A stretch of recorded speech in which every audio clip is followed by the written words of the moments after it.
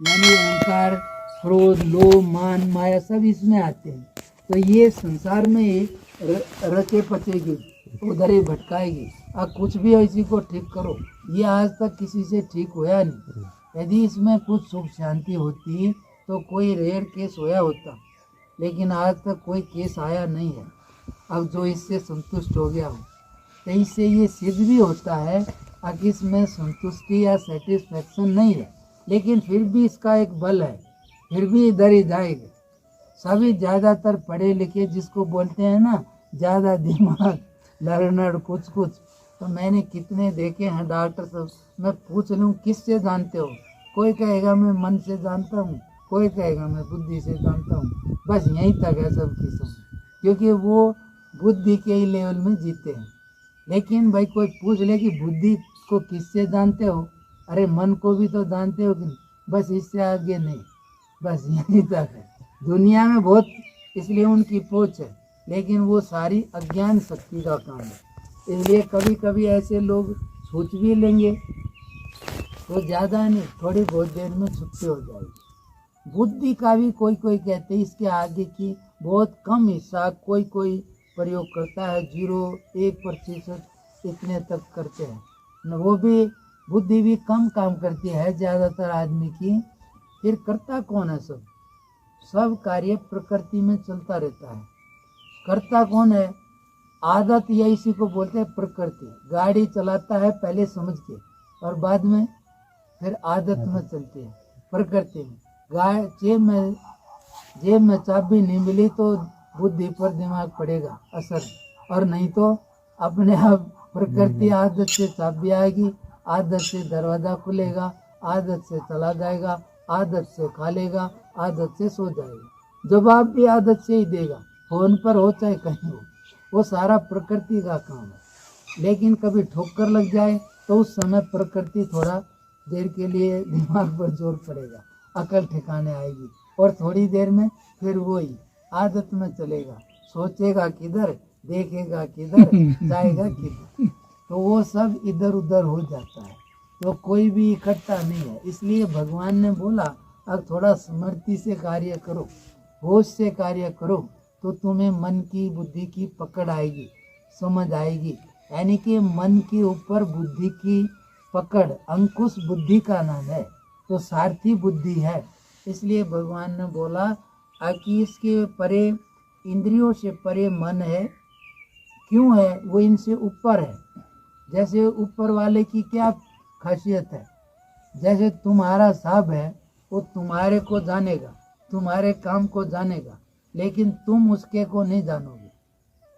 समझ गए कि नहीं? उसके ऊपर वाला उसको जानेगा, वो उसको नहीं जानेगा। अंडरस्टैंड? इसलिए ऐसे सब जगह चलता है। इसमें कहते हैं कि स्थूल शरीर है, इसको आँख देख सकती है, लेकिन आँख अपने को भी नहीं देख सकती है, और चीज़ों को वो कौन देखता है? ये बदलता है, सुनता कम है, ज़्यादा है। इसलिए आत्मा के ज्ञान में फर्क नहीं पड़ा। जो मैंने बात बोली थी कि ज्ञान तो पूरा है, लेकिन यंत्र में कमी आई है, तो आदमी यंत्र के साथ एक होके बोलता है कि मेरे को कम सुनता है, जबकि सुनता यंत्र को ही है। बाकी उसको पूरा मालूम है कि पहले ज़्यादा सुनता था और अब कम सुनता है। बाकी उस ज्ञान वाले में कमी नहीं आई, यंत्रों में कमी आई।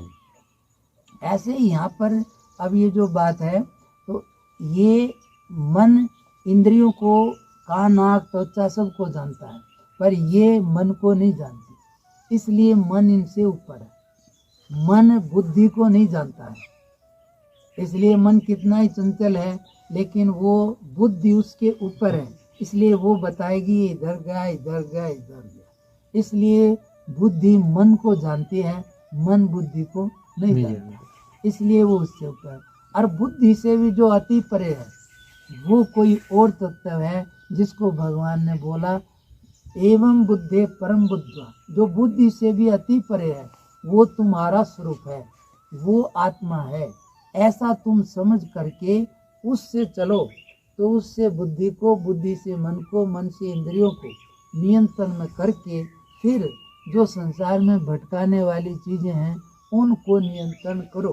तो इस तरीके से तुम वहाँ तक पहुँच जाओगे, किसी भी तरफ से चलो। तो इसलिए ये कहते हैं कि अब आत्मा कोई ऐसी चीज़ नहीं है कि कहते हैं ना कि वो मन बुद्धि का विषय ही नहीं है। तो इसलिए मन बुद्धि उसको कैसे जान सकते हैं, क्योंकि वो इन सब को जानता है, लेकिन ये उसको नहीं जानते, इसलिए वो सर्वोपरि है। यदि उसको भी कोई जान ले तो फिर वो सब का जानने वाला नहीं, फिर तो उसको भी कोई जानने वाला हो जाएगा, लेकिन उसको कोई नहीं जानता है, वो सबको जानता है। इसलिए आज दिमाग ऐसा है, 10 साल पहले ऐसा था, आज ऐसा है, कल ऐसा था, वो सब चीज़ों को जानता है, लेकिन उसको कोई नहीं जानता। फिर कैसे पता लगता है? इसलिए उसको बोलते हैं स्वयं प्रकाश। वो सबको भी जानता है और अपने आप को भी जानता है। आप सब चीज़ों को जानते हो ना, और अपने आप को जानते हो कि नहीं? तो बोलो, जानते हो ना? और फिर कैसे जानते हैं? जैसे आज मंगलवार, तो वो हनुमान जी का ऐसा आता है, वो जाते हैं ना उधर, तो वो बोलता है कि वो हनुमान जी लंका में घूमते हैं, तो सीता जी की कुछ खबर नहीं लिख रही, तो विभीषण का घर देख के सोचते हैं कि यहाँ क्या है, यहाँ तो ये लंका तो राक्षसों की नगरी है, यहाँ राम जी के चिन्ह बने हैं, ये यहाँ कोई साधु भी हो सकता है क्या? ऐसा सोचता है। इसलिए वो पर वहाँ पर फिर अंदर से विभीषण उसी समय जागता रहा था, वो राम राम करता है।